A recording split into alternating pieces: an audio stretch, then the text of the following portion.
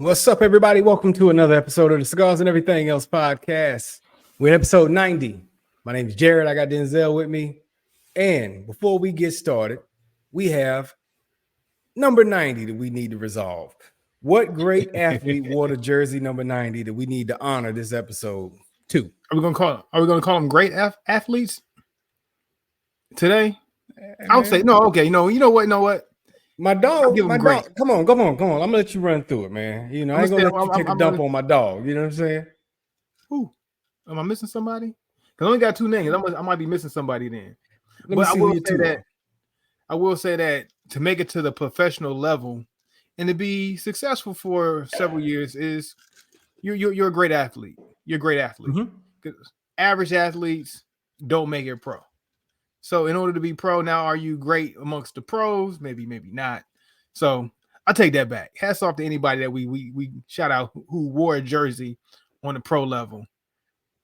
Even on the pro level. Even if you ain't got to be LeBron to be great. You made it pro. You made 6-7 figures. That's greatness. That's greatness. There you go. Who we got? But the two 90s I had, one was in the NBA and one is currently in NFL. So if you got somebody else, please let me know. I might be missing something. But Drew Gooden, man. Cleveland Cavalier. You know, we played with him on the sticks. Man, I ain't played with him on the sticks. He contributes. Somebody played with him. Somebody played with them Cavaliers or the Bulls when he played with the Bulls. Hey, doing that Bulls run, it was a piece. It was a piece. He mattered. He was a piece, man. He was a piece of the Bulls. He was. And the funny thing is, I shared with you when I was going through it, and I was trying to look up Drew Gooden's years that he played, and I was trying to remember all the teams he played with. And I put his name in, and a YouTuber came up with the same name. I'm like, how are you a professional basketball player, played in the NBA, and a YouTuber name comes up before your name comes up? Like, such disrespect. Such disrespect. Hey, man, that's the value system in the world today. YouTube, then professional athlete. Professional athlete here somewhere. I had to go and put NBA after his name so he could come up instead of the YouTuber. Wow, yeah. It's a new day. It's a new day. New day, man. But I got him, Drew Gooden, key piece. And then I also have TJ Watt, younger brother of JJ Watt, currently playing with the Pittsburgh Steelers. Hasn't reached the heights that his brother reached. You know what I'm saying? JJ Watt, one of the best in his position during his time with the Texans. But hey, little brother's coming up. TJ Watt doing his thing. Speaking of little brother, where little brother from? The rap group. They from Durham, North Carolina. North Carolina. We got a North Carolinian that you ain't including on the list. Julius Peppers. As soon as you say, Julius Peppers, you right. Man, Pep not number 90. How did I miss that? Yeah. How did I miss that? Dang. And we did Steve Smith last episode. We just gave it up to Steve. Right there in Charlotte. I'm embarrassed. I can't go back to the state of North Carolina for a while. Man, you ain't got no love for North Carolina no more, man. I see how you roll. Julius Peppers, heck of an athlete. Basketball and football.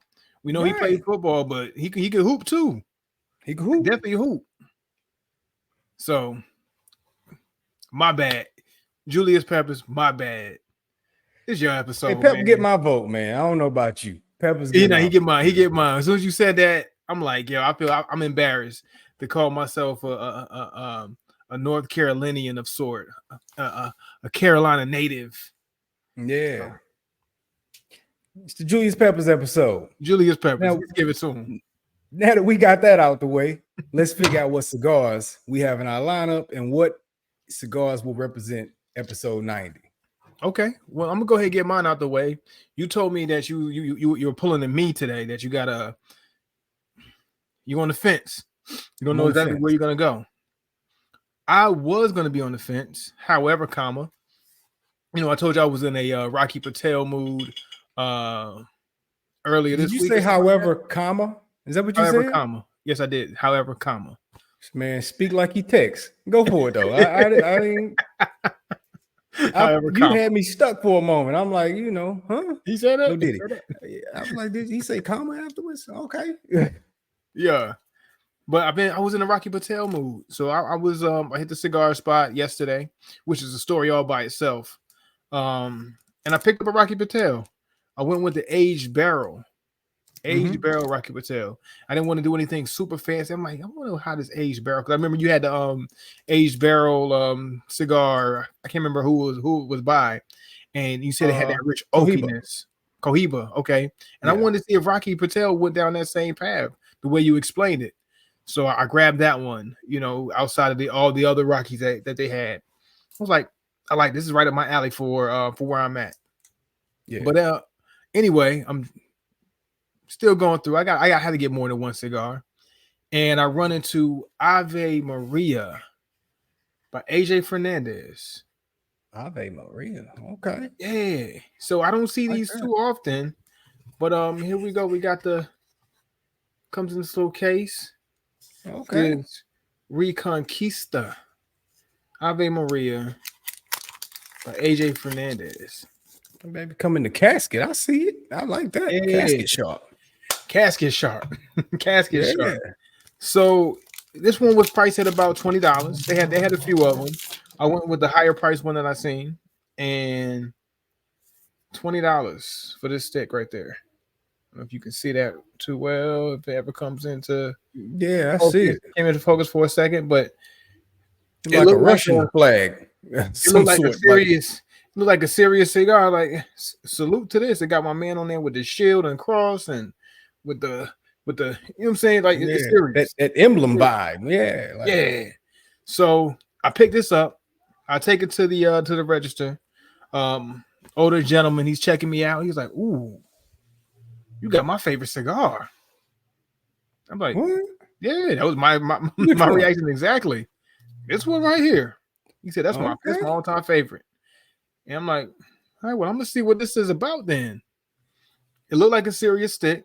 Price of I want to say 20 or 21.99. So price was hefty. It was up there. It was right in that Davidoff Plasencia Cohiba round. So we'll see if it smokes like that. And also being this gentleman's favorite, and this is at Cigars International. High praise to it. So we're gonna see. I did run the specs, and the profile of this is as red as it can get. So that kind of spooked me a little bit. I ain't gonna lie to you. It spooked me. Let me give you a rundown of how this thing is constructed. So wrapper is Brazilian Habano Oscuro, origin Nicaraguan, binder Honduran, filler Nicaraguan. And again, like I said, it's by AJ Fernandez. Medium to full body. Okay. AJ it is, man. Hey, I'm always with an AJ, man. You know, AJ's had AJ last week, I believe. Oh, AJ get it done. And then, like I said, straight out the cedar coffin. Yeah, straight out the cedar coffin. Yeah. Hey, man, I'm looking forward to some exciting stuff. I hope you got some food on your stomach, though, man. I see you over there sipping something. Yeah. Hopefully it goes well with that red cigar you got. So we're going to see. Yeah. This thing should be a cigar with a temper. This ain't with a temper. For real. Hey, straight cut on the torpedo end, too, by the way. Most definitely. Most definitely. All right. So for me, I have 3 options in true to form Denzel fashion. Let me see what. Hey, and normally, you know, you give me the opportunity to choose for you, so I'll give you the opportunity to choose for me. Okay, I'm down. So I forgot I had this Herrera Esteli by Drew Estate, the Miami. Welcome to Miami. We got La Aroma de Cuba Passion with the little green lady on the front. She ain't coming through, but she's a little cutie there. She got some passion. Nice little soft colors. The what's the colors when they're pastel? She got good pastel colors on her. And then we got Arturo Fuente Reserva Don Carlos. got a nice traditional band on it, but it's just got the right underneath the bottom of the crest. It says Reserva Don Carlos. So those are the options I have. Okay. And if you're curious the price points, the Arturo's $14.60, the La Aroma Cuba $12.25, and I don't have the price point for this Herrera Esteli Miami version, but I want to say it was around that $14 mark also. I'm kind of curious about that Herrera Esteli. Kind of curious about the Herrera Esteli. We can roll with it. So I'm thinking let's go Miami. Let's go Miami Vice on this one. Let's go Miami Vice. Let's go Miami Vice. I'm with it. It says handmade at El Titan de Bronze in Miami. And on the side here, it reads, we warranty the tobacco used in Herrera Esteli are the finest vintage, aged, air-cured black cigar leaf. We're going to see about that, Drew Estate. Okay. Hey man, I'm loving the rollouts of these cigars, man. I'm loving the presentations. We're getting real unique. We're getting more descriptive. We're getting more eye-catching. And it doesn't seem like it's just all gimmicky. It seems like a lot of these cigars, they're dressing up their sticks. And not only are they dressing it up, but they're stepping it up. Oh yeah. Quality's up and the presentations are up. The rollouts are up. And I'm liking what I'm seeing. And it's something that's leaning to the culture. And we'll get into that real quick as we go ahead and light these sticks up, man. Let's go ahead and get them lit. Okay, let's definitely do that. I got a straight cut I'll be using on this. Let's get to it. I'm going matches. I'm sure you'll be going with a big lighter. 99-cent big from the Dollar General. You know how I do it. Yeah. I am using the butane blue flame, but however, I am using some cedar. Okay. So got the butane blue flame going. I hear it. You see it, but we got the cedar. We're gonna do it right. This thing is it's high on their profile, so I want to treat it as gentle as possible.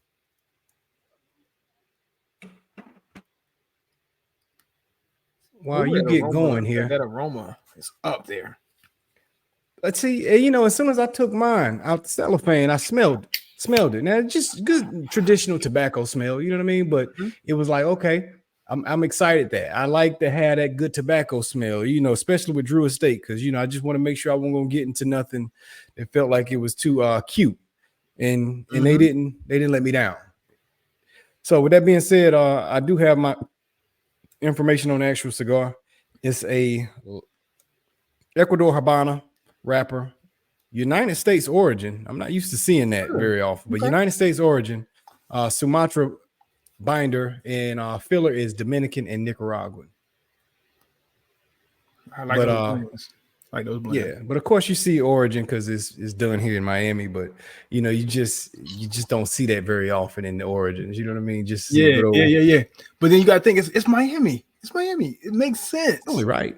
You would think that Florida would be a region.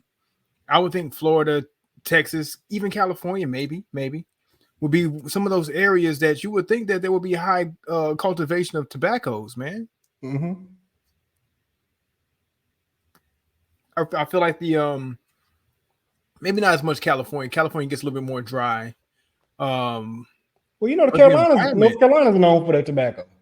Yeah, Virginia. Mm-hmm. But you just would think, like, as far as like the cigar tobaccos, as you get them from South America, Central America, that some of those environments that match or that are very similar, they would be able to house a lot of tobacco production. Right. Would seem so. It doesn't seem they're interested in it, but it seems like the actual environment would suit it. But yeah. Definitely sounds suitable. And like, if there were great cigars and the history of great cigars, which I think is something that we should embrace, possibly, that, hey, cigars from America can be just as great as cigars that you would get from Nicaragua or from Cuba or Brazil, you know. So Mhm. let's do it up. The cigar culture, I would tell you this, man. Like I was saying, like with the rollouts and how cigars are being presented, the culture is thriving.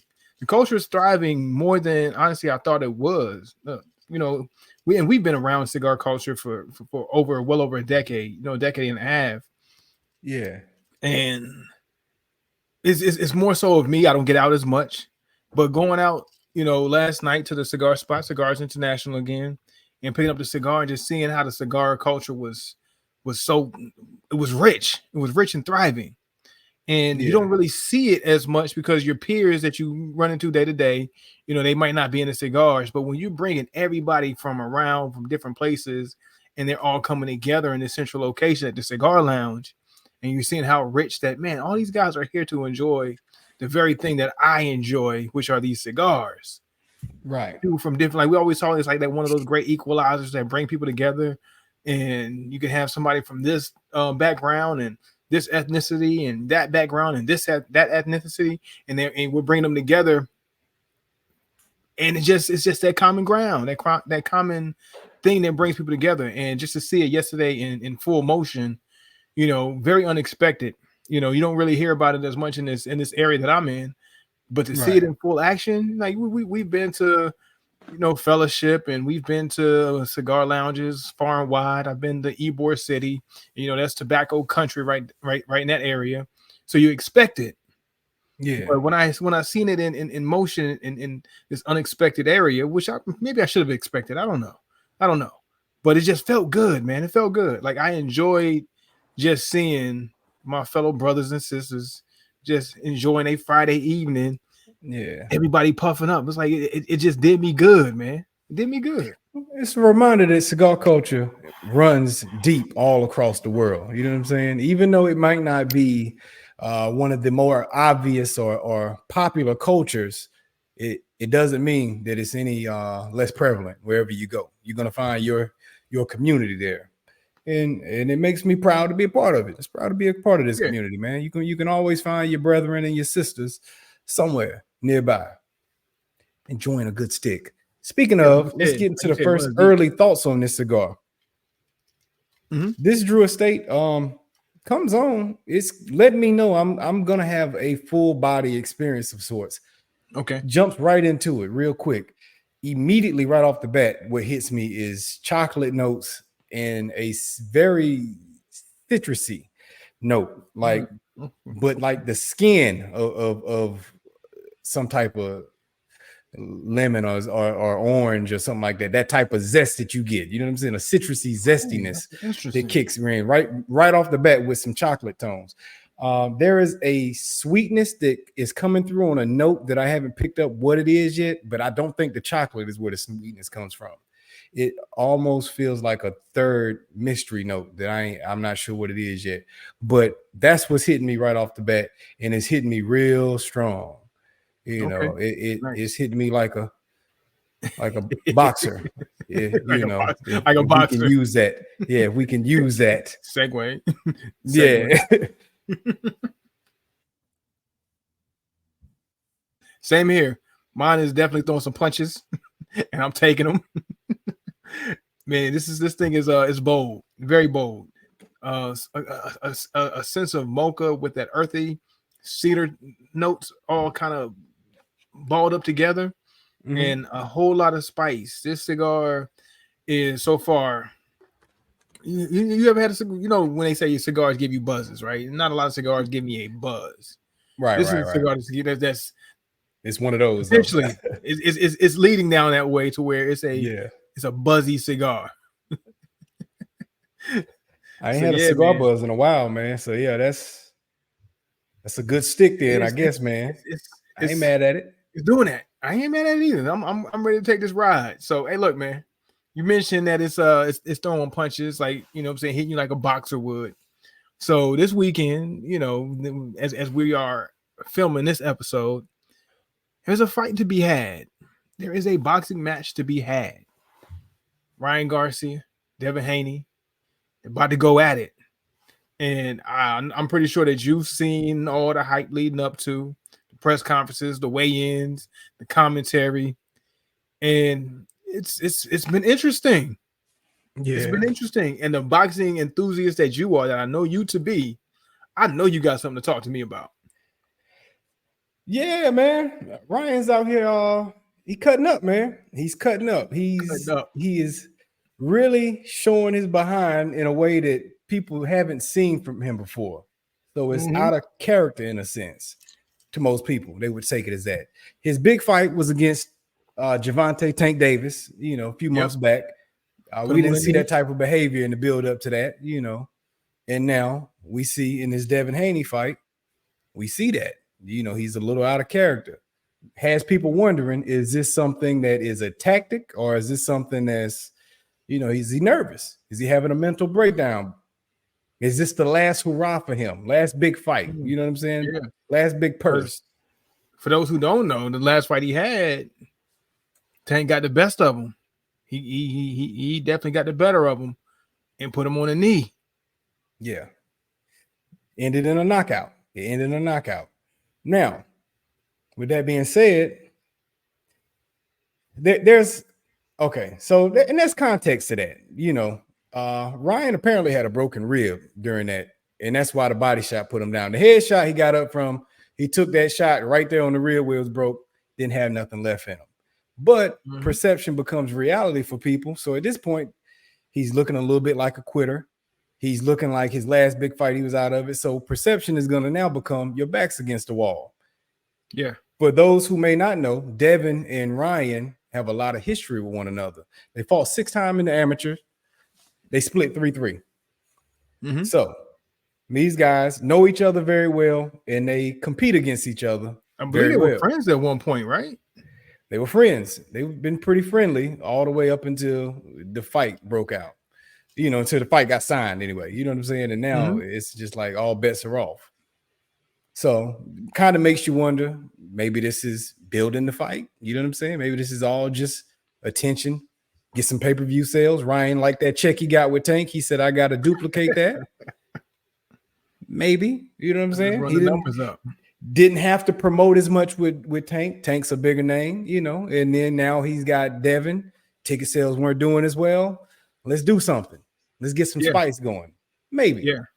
I mean, but here's the thing, like one thing that makes me feel like it's not, or I don't know when the paperwork was signed or when the fight was being drawn up. Was it pre? I'm sure you're tracking the tweets and all the social media before now. Was that before the fight was in works? Kind of simultaneously. Questionable things. Okay, simultaneously. Okay. Kind of simultaneously. So I know there was some with things that being said, that was. Yeah, maybe when he know we're negotiating, he started going crazy. You know what I'm saying? The timeline of when he started going crazy falls in line with negotiation times. They don't negotiate a fight in a day or so. It's take a few weeks. So if let's say he did go crazy a month before the fight got signed, kind of falls in line. But he's playing the character really well. Yeah, really well. It makes you wonder, are we really watching a breakdown? And he's walking the tightrope where every once in a while he comes back and say, nah, guys, I didn't do that. Y'all tripping, man. I'm pretending. And then a couple of days later, he goes back into the other one. And it's like, eventually it gets hard to read with people. You know what I mean? Like, is it truly you playing the game, or is it a split personality, or is it just like you schizophrenia or whatever? You know what I'm saying? Yeah. Schizophrenia is the real possibility. Could be. You know what I mean? I don't know. So, for those, if you want to put it in context, we do have some examples. And I got this. We'll show where Devin Haney they're face to face, and a little conflict goes down.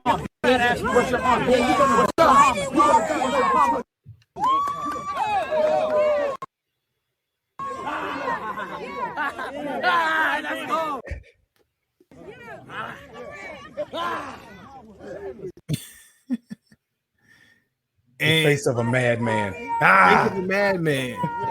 That's crazy. But it's like, okay.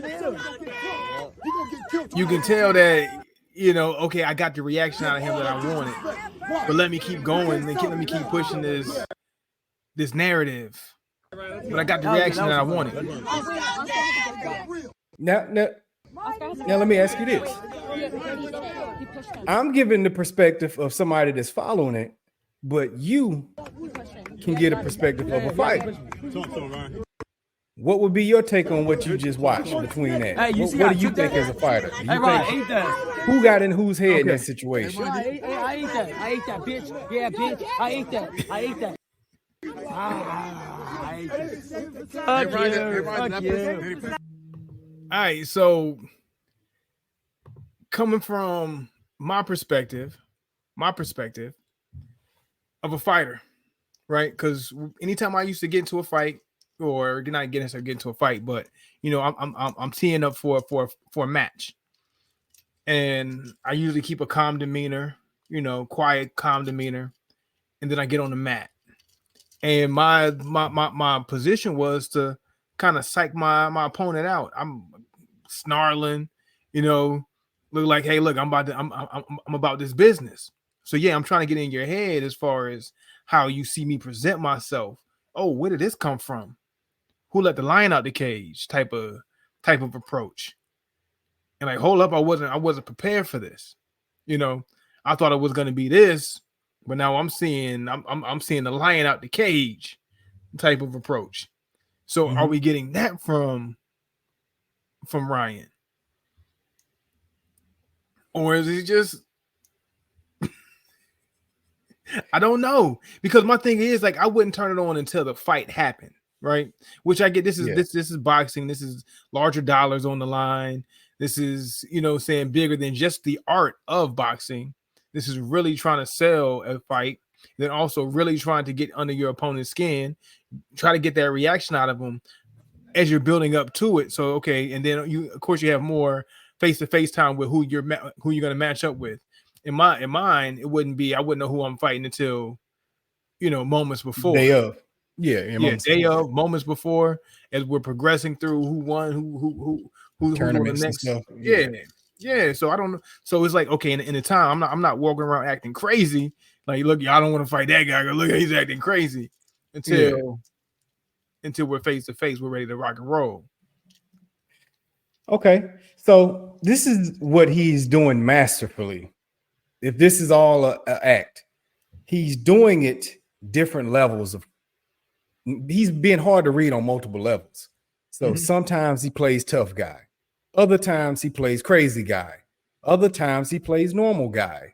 He's pretending he's not training. He's drinking, pretending to drink. I think he's pretending. Now let's say that he's been caught drinking multiple times. I think his water during inside, the way in. Exactly. You know what I'm saying? So he's been showing, okay, I'm not prepared for this. I'm not training. I'm half training. I'm not taking it serious. Then I'm taking it serious. Then I'm crazy. Now I'm not crazy. Now I'm angry and I'm tough guy. Like he's played every single character in his repertoire at this point in time, which now makes it hard to get a read on what's going on with him. Yeah. Now, what Devin should do best is to just totally disregard all of it. I don't know which to believe, so I believe none of it. Is what I would suggest for Devin. Yeah. So you brought this to light for me. Was the exchange he was having with you know what that means? Oscar De La Hoya? You see, I eat that. In regards to the shove match, the confrontation that they had. Yeah, I fucking run. If they have that exchange, hey, look, I think I got to him. Yeah, like that's what you want. Now you can set them up how you want. The way you explained it to me, now you can set them up how you want. Now you just got to bait them in. That's what that exchange right there is telling. Because Oscar De La Hoya is his promoter, and Oscar De La Hoya like, hey man, you in his head now. You in his head. You've baited. He's gonna come out aggressive in a fight. Devin Haney not necessarily being a aggressive fighter, but more so a smart fighter. Now he's saying, hey, you in his head, he's gonna come out aggressive. He's gonna want to do stupid stuff. He's not gonna actually be on top of his A game because fighting is mental. Yeah. And they think they're gonna catch him in something. That's what makes me feel like it's a little bit of some game. You know what I mean? Some gamesmanship. But I wonder, is this smart tactic? Because in my opinion, you know, and if how it's titled for this segment, Tyson-esque fear tactics, right? Mm-hmm. I don't feel like it worked for Tyson. It didn't work for Tyson. When Tyson was more so in his, you know, fear tactic or off the rails moments, to me, that was when he was at his weakest, when he wasn't doing as much damage. It didn't work for him. You know, he was out there and the crazy remarks at the press conferences, the interactions during the weigh-ins and the fights and getting in Lennox Lewis's face and shoving and all of that stuff and just acting wild, you know what I mean? And it didn't pan out for him. And I feel like if Tyson was more so with how he was with in the mid to late 80s, you know, just quiet, going about his business, training hard and fighting. When he had more antics, of course, we know there was some other underlying things that contributed to all of that, which Ryan does to me, not to my knowledge. He does he have the same background that Tyson had as far as the underlying things that might have caused Tyson to act out in the way he did. I don't know. Purely speculation, because I don't know Ryan's history, but it didn't pan out for him. So is this a smart way to go about it? If this is a tactic? It now arises the question. You said it didn't work out for Mike. It depends on what working out for Mike means. If it means, hey, you're a better fighter, then no, it didn't work out for Mike. But if it means we sold more tickets, it worked out for Mike. Ooh, Mike sold way more tickets as a crazy man than he did as just the baddest man knocking everybody out in the first round. He sold his tickets both times. He definitely sold his tickets. You're right about that. But when was he the bigger draw? Definitely when he was crazy. You know what I'm saying? Yeah, definitely. Everybody not when he was on the come up with Customato. You know, that's not the pay-per-view Mike. So true. Depends. He kind of was. He kind of was, especially when. But at the same time, when it comes to as the world turned into this more of a attraction to spectacle, you saw more, because like now here we are in 2024, we are attracted to spectacles. We are attracted to those eye-catching moments or ear-catching moments. Segue. Yeah. that are your big draws, man. Most definitely. One final thing on the subject though. You have another clip for us? Yeah. So just like kind of putting it all together, like as far as how much Jesus. he was going left with the whole situation. We see how extremely, I guess, I don't know if you want to use the word bipolar. Would that be Jesus is King the correct thing to say? King of Kings. Okay, he is the King of Kings. Jesus is the one above all. Okay, how you guys doing? Let's get it. Hey, where's your mama at, baby? And we go from where's your mama? one Oh, I'm gonna go position. where's your mama? Ooh. Totally You different got fine as extreme. fuck. Yeah, I want some of your mama. I want your mama now. Your mama probably in my DMs. Fuck you, motherfucker. Don't talk about my mom before I fuck you up. Yeah. Yeah, that fear coming in your mouth like a bitch, dog. I'll put my dick in your mouth, bitch. And you hear like after the whole exchange goes Hey, pause, down. no Diddy.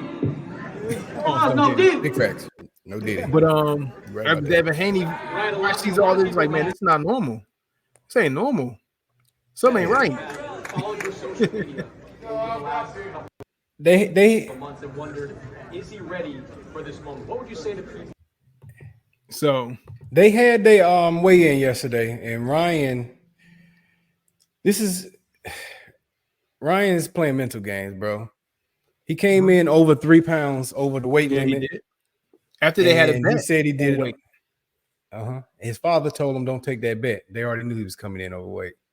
He agreed to it, and he agreed to the bet and agreed to pay him. But ultimately, he said, "I came in overweight on purpose." Now, Devin looking a little drawn up. He looking like he having some weight issues making the weight. He made the weight, so we can't say he's got weight issues, but he just, considering this is his second fight at the weight class, he didn't look good. He looked kind of drawn in the face and like he had a little tough weight cut. And the fact that Ryan didn't cut weight all the way on purpose, probably more water than anything. Yeah, so that's strategy. That's strategy. Ryan planned on coming in at his best and having an advantage over Devin, and he want Devin not at his best. You made the weight limit. I didn't even try.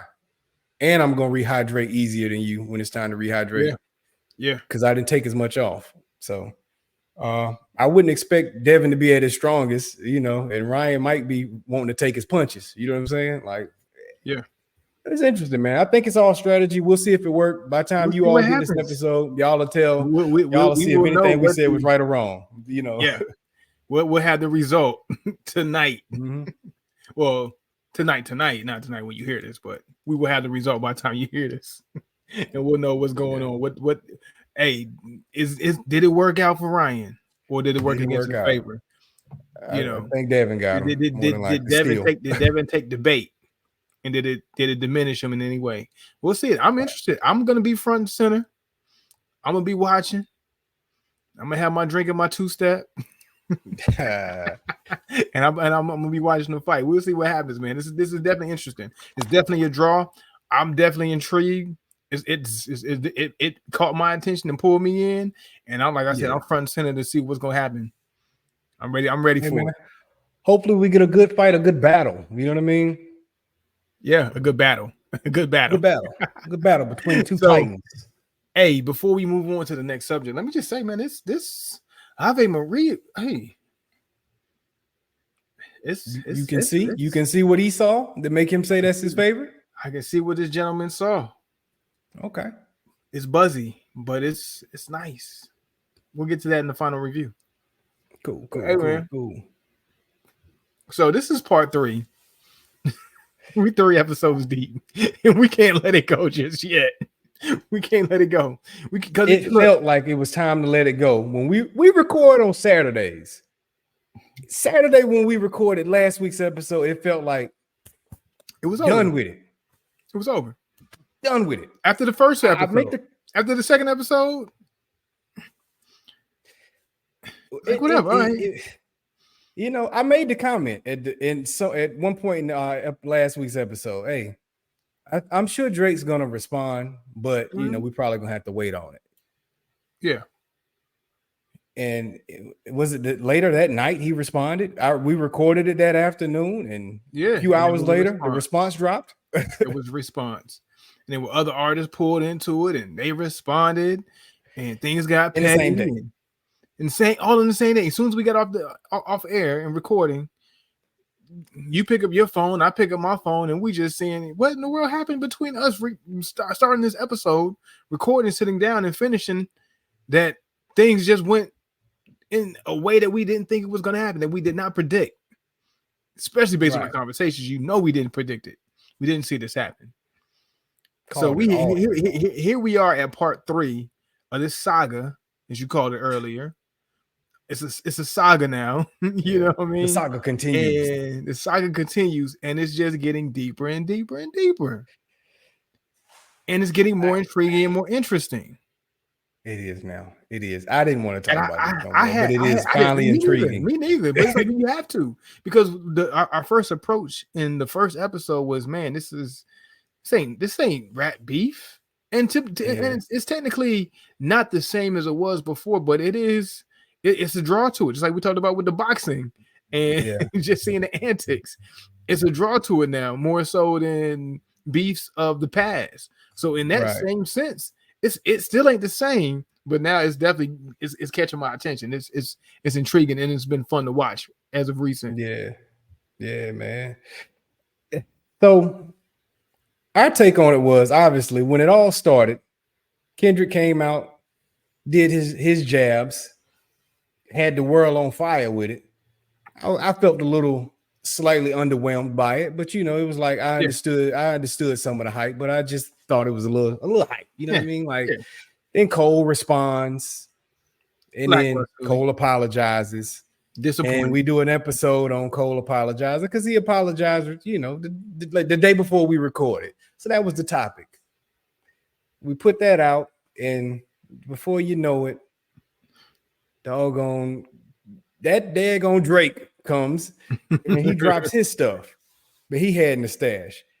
Goes at everybody, like, you know what I mean? And one of the people he goes at just caught a stray was Mr. Rick Ross caught a stray, and Rick said, "Hey man, I don't catch strays without shooting back."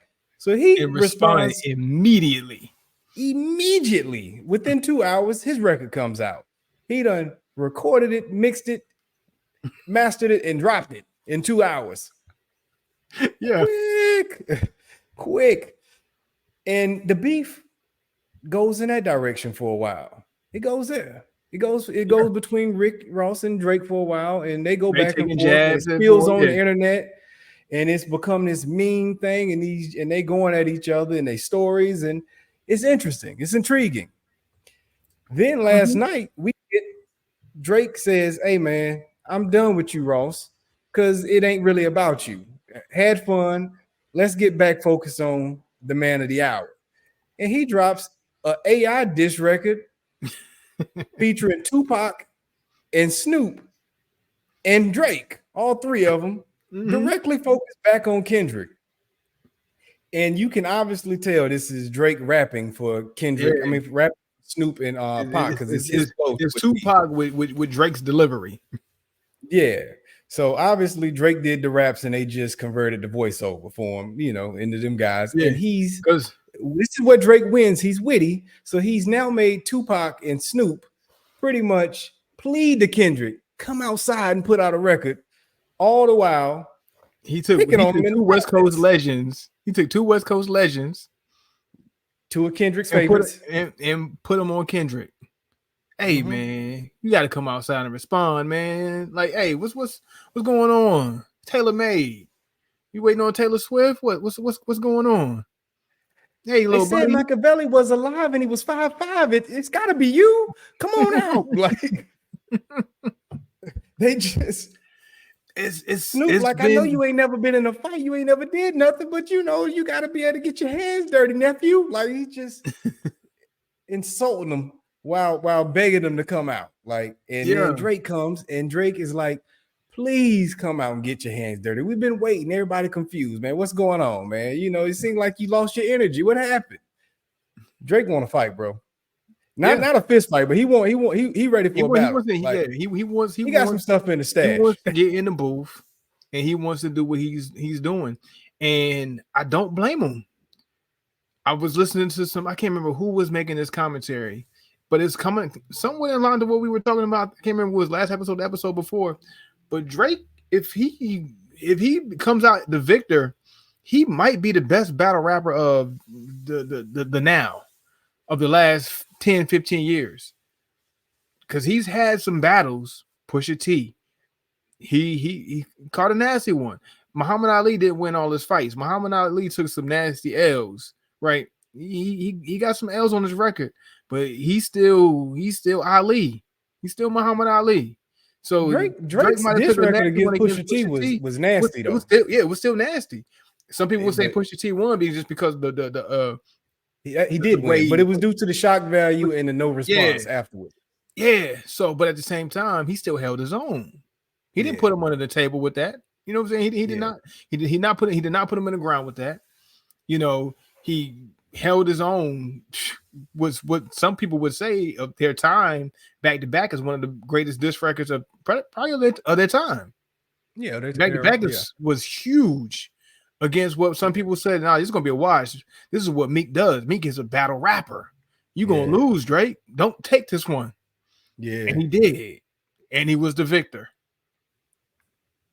Now, if Yeah. you're standing and Cole apologizes, Kendrick don't respond, or if he responds and it's not up to snuff,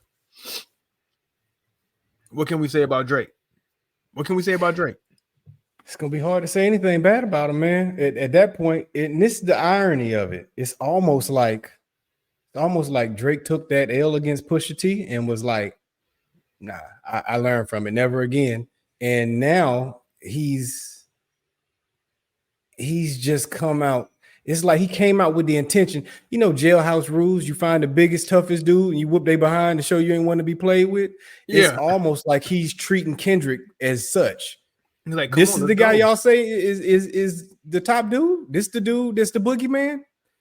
Get out here in the middle of everybody and let me just show you real quick. You know what I'm saying? And he, in 1 week, he went from me saying, I don't know if he gonna drop right away. He gonna take his time, to me now feeling like he's bullying Kendrick. The whole tide turned in 1 week. And this is what sucks for Kendrick fans. I'm gonna say this. If you're a Kendrick fan, you should probably be a little concerned, because Kendrick drops releases so inconsistent. You almost got to wonder, is he even going to drop? Yeah. Is he even going to respond? Drake fans, and let me make this clear for those who don't know, I'm not a Drake fan at all. But I respect him. But I'm not a fan of the guy at all. But what I'll say is his fan base never had any doubt he was going to come out swinging. Yeah. Kendrick fan base, I don't hear him saying, wait to K-Dot come back, because we don't know if he's even going to drop. Don't hear that. You do not hear that. You heard that a lot for Cole.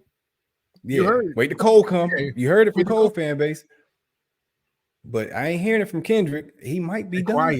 He might just go disappear. Like at first, I thought he was gonna come out with it, but he taking a little long, and I'm like, ooh, he might.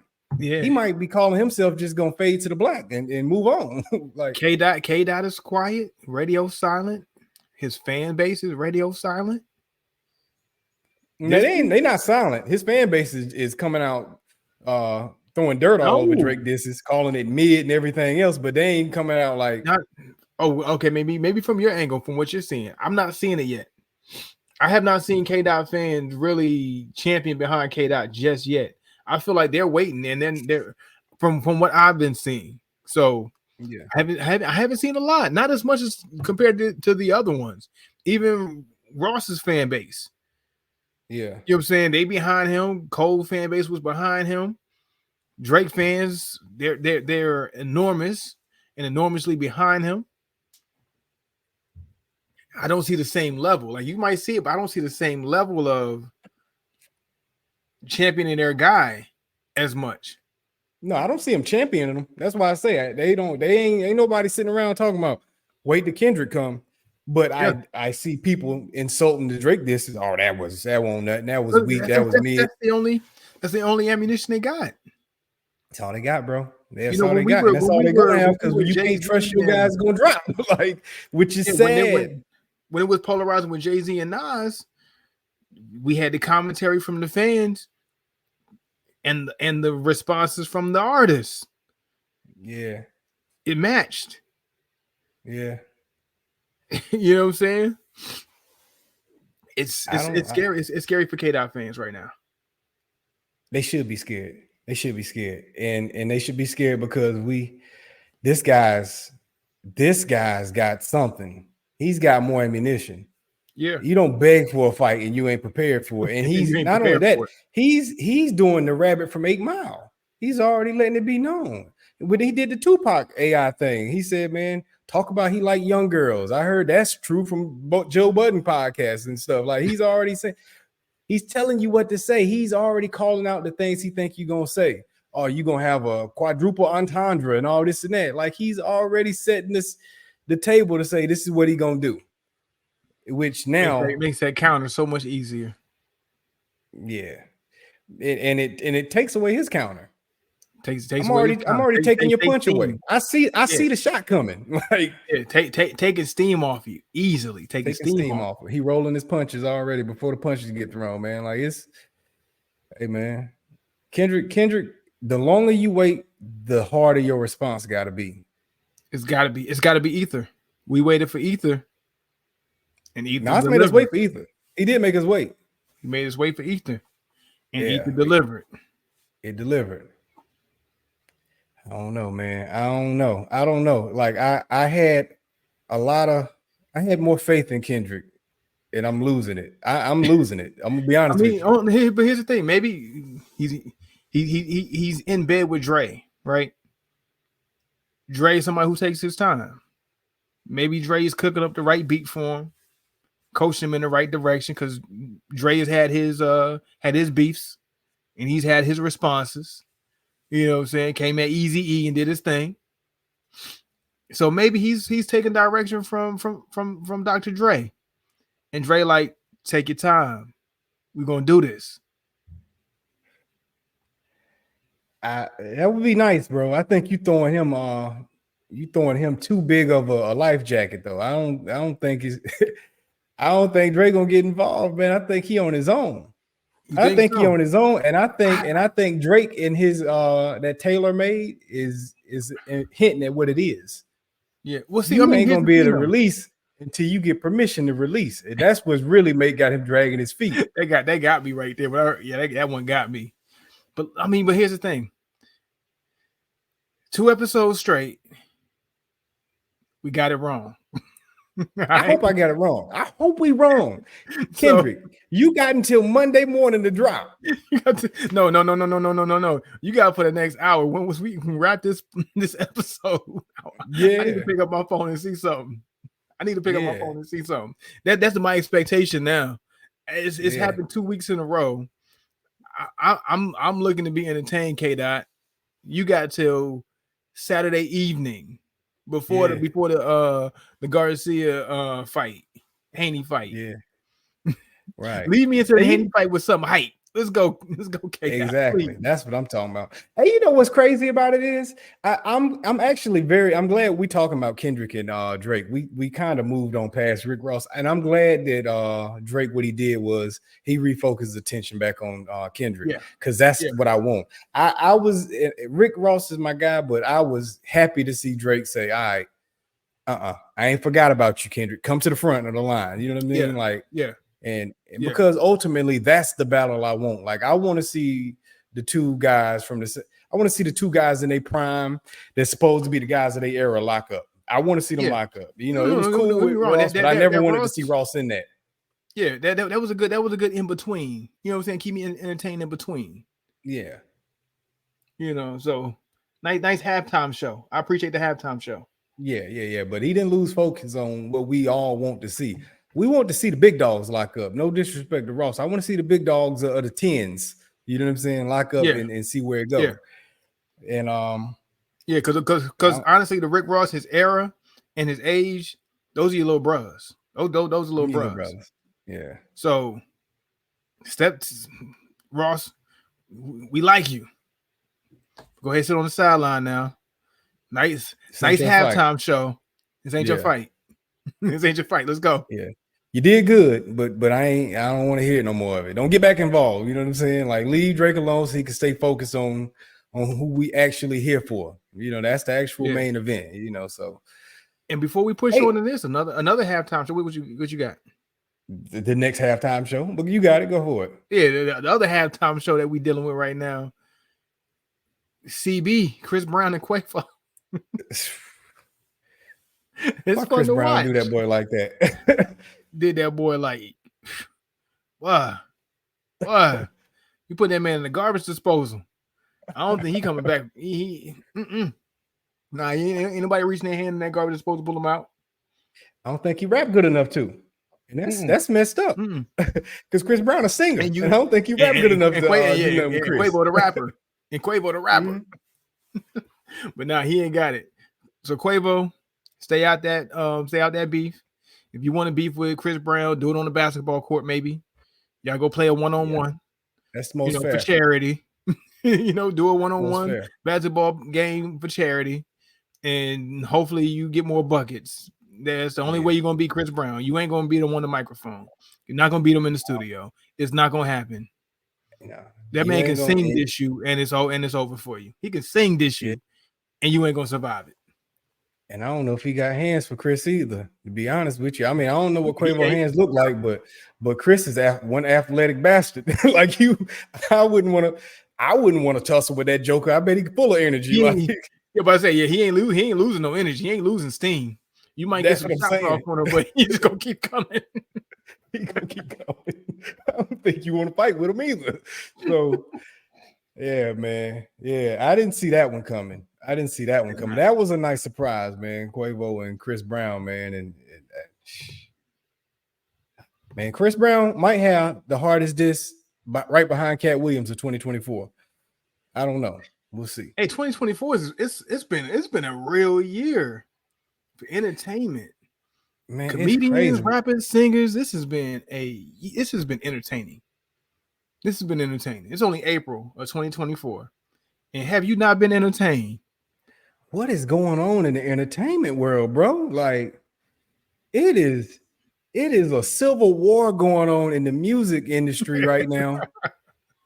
And the old regime is getting escorted out the game by the feds. You know what I'm saying? It's going wild. Like, yo. The comedians set this thing off, man, at war with each other, and it's been wartime ever since. Like, it's been up all year. Have you not been entertained? And I will say, yes, I was disappointed a couple episodes ago, but I will say that 2024, I haven't been entertained. Man. Hey, before we move on from this topic, I'm assuming you got Drake up on the cards. I got Drake up on the cards. Is there any hope for Kendrick before we move on? Yeah, absolutely. He did, but exactly what I said before. One record though, or is it going to take more than one at this point? No, it can take one, but he's going to have to drop an ether. It's going to have to be ether if he wants to take his time. Like I said earlier, he better be in the studio with Dre. Dre better be kicking up the illest beat. And K-Dot better be coming up with the dopest bars. That is it. That is it. That is all. That is the only way that you're going to see him supersede Drake and win this bout. He got to be back and making sure whatever he comes out is some kind of ether. But bro, and it better sting. When 2024, rap beat. Ooh, look at your burn. Yeah, I didn't even realize that. You had me up here looking bad this whole episode. Rap beef is different, brother, right? What is in that, 2020? Brother, in 2024, rap beef that's ugly. That is ugly. That's how Quavo looked after Chris Brown got a hold of him this morning. Brother, like, what is that, brother? Yeah. Hey, but check it. 2024 rap beef is different from the 90s. You giving him the possibility he can go. I think he's on the clock. I think this generation patience level is different, and they sitting around waiting is different. And if he drops in another month or two, I don't think it matter. Maybe not a month. Maybe not a month or two. Like how long you got? 2 weeks. 2 weeks tops. And that's plenty of time to be in this day and age. Way as fast as technology moves, a week to 2 weeks is plenty enough time for him to get in the studio with Dre, take his time, and drop the most potent record that he can drop. He can do it. He can do it. These guys drop music way too fast for 2 weeks to not be enough time to drop the illest disc records that you can drop. Drake's gonna drop again. Drake's gonna drop again. But if Drake dropped before, if Drake dropped before Kendrick, maybe it's a wrap. Maybe it's curtains on him. I think Drake got a third one in him before Kendrick dropped. That's the unfortunate thing. Like, if he does, I'm here to see it. And I think he's gonna stay in that same realm. He's holding his cards tight to him. Mm-hmm. He's just teasing them right now. But I think he's gonna put something else out, and it ain't gonna be his big one yet. He's still waiting to play his deuce and his big joker. You know what I'm saying? That's what I think. Yeah, for sure. And I'm here to see it. What a time to be alive, man. What a time to be alive. We were wrong before, but this is shaping up to be something serious, man. Yeah. Most definitely. Final reviews, man. Let's do it. Let me knock this ash off so I don't be looking too crazy while I'm talking about this Ave Maria. All right. So while you go, I'll go. While you do that, I'll go ahead and knock mine out here. I got the Herrera Esteli by Drew Estate. This is about where I'm at within the stick at this point in time. This cigar, for me, it definitely started out with as a full body stick. I'm gonna say a full body stick. Not quite. If we're on a spectrum, it's not all the way over here on the red, but it's here. It's about probably 3/4 of the way on up that thing, man. It's getting there. I'm not gonna get a cigar buzz off of it, but if you're a beginner, you might get a cigar buzz off of this particular stick. It's like that. With that being said, it started out with some strong chocolate notes that I picked up on, and it started out with very, like I said, a citrusy zest to it. Now that ended up subsiding for me, and I didn't pick up on that throughout the entirety of it, but it did leave me with like a little level of spice that I kind of noticed throughout the stick as I continued smoking. I noticed some cedar notes on this particular stick and some earthy tones, and the sweetness that existed within this cigar, I never really narrowed it down to what I think it is. As I said earlier, it was some chocolate notes, but I think it's more of along the lines of closer to the bitter chocolate notes than the actual sweet chocolate notes. But maybe I'm misreading it. It could, the sweetness could come from the actual chocolatey notes of the cigar. Overall, for me, I think this stick had pretty good. It had good construction and pretty good draw on it. You know, wouldn't say I had any major issues with the draw, but probably not the best draw I've ever had either. I would say this cigar, we rate our sticks from 1 to 5. My rating for this will be a 3.8.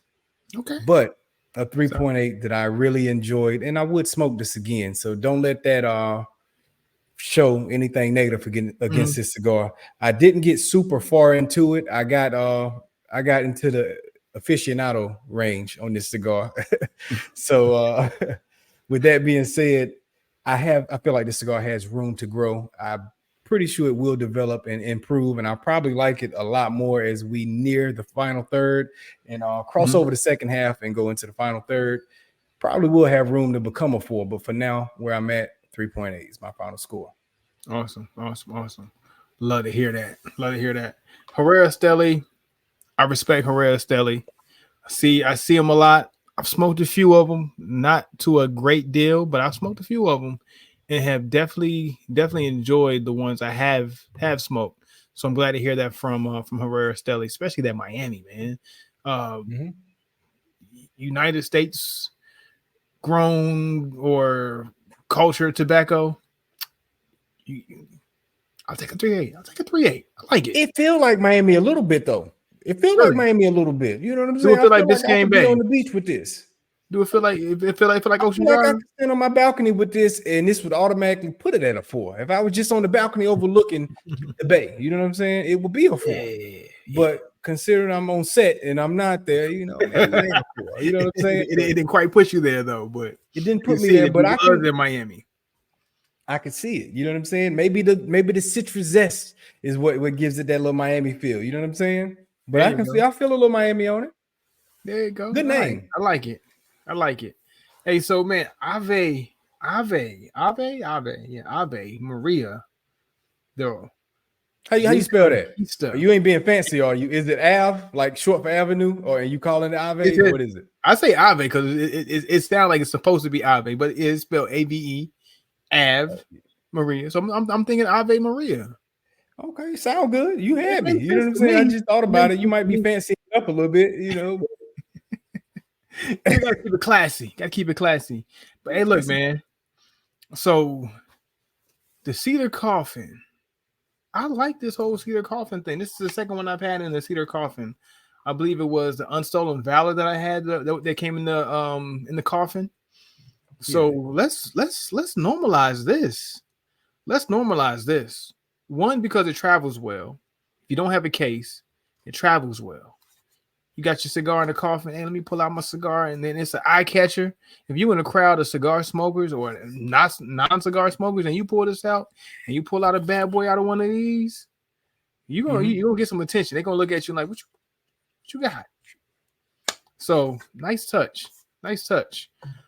But other than that, how did the cigar smoke? You saw my ash, you saw my burn. I believe it was a Denzel error. Okay. It was user error. because the construction is nice. No problems with the draw, no problems with the smoke, no problems with the burn, other than it burning unevenly because of how I toasted it. I probably toasted it unevenly, so I'll take the blame for that. But man, the spice was nice. It came in on that heightened Rocky Patel vibe. You know how Rocky Patel throws a lot of peppers at you in the very beginning. It definitely did that, but times 10,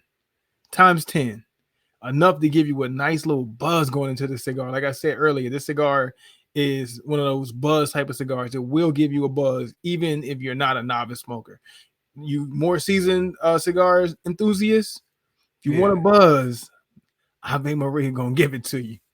But the pepper did subside, which usually I'm sad to see pepper go, but in this case, I was happy to see the pepper go. One, because it was heightened and it didn't allow all those other notes to really shine through. But as it dissipated, man, I got I had some cocoa type of mocha cocoa thing going on, and it kind of turned into like this espresso, mocha espresso type of thing. So that was really nice, really enjoyable. The cedars was there, whether it was the cedar coffin or the cedar I used to light the stick. The cedar was there, made my aroma and the atmosphere really, really nice. Kind of gave like a sweet aroma, like a light, airy, sweet aroma, in combination with that spice, which was that polarizing thing that was it carried the experience, and it helped that pepper and that buzz kind of push along and make you like really just feel like you're floating and basking in that cigar environment. So Ave Maria, you did that very, very well. On top of that, what else did I get? Oak was there. The oak was good.